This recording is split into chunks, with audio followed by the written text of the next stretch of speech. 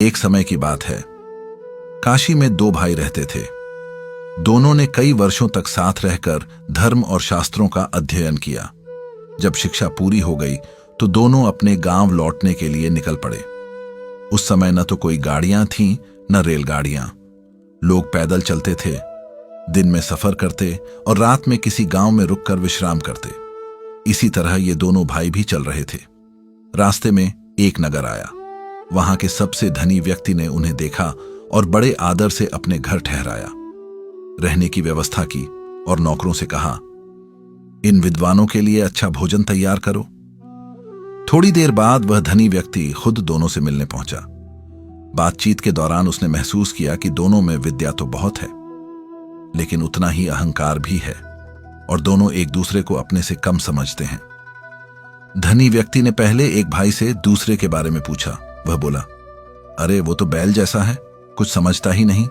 फिर उसने दूसरे से पहले के बारे में पूछा तो वह बोला, वो तो पूरा गधा है। धनी व्यक्ति मन ही मन मुस्कुराया पर कुछ कहा नहीं।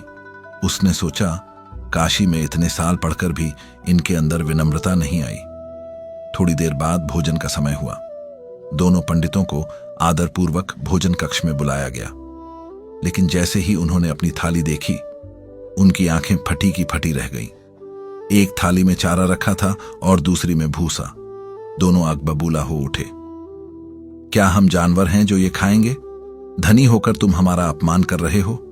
ये तो लक्ष्मी द्वारा सरस्वती का अपमान है।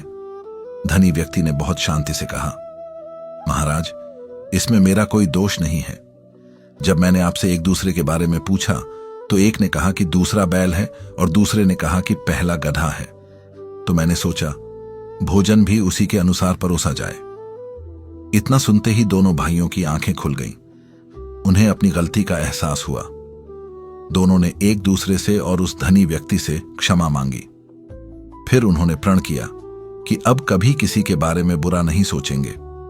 सीख, ज्ञान कितना भी हो जाए, पर अगर उसमें विनम्रता नहीं है तो वह ज्ञान व्यर्थ है। कभी भी अहंकार नहीं करना चाहिए और दूसरों के प्रति बुरे भाव नहीं रखने चाहिए।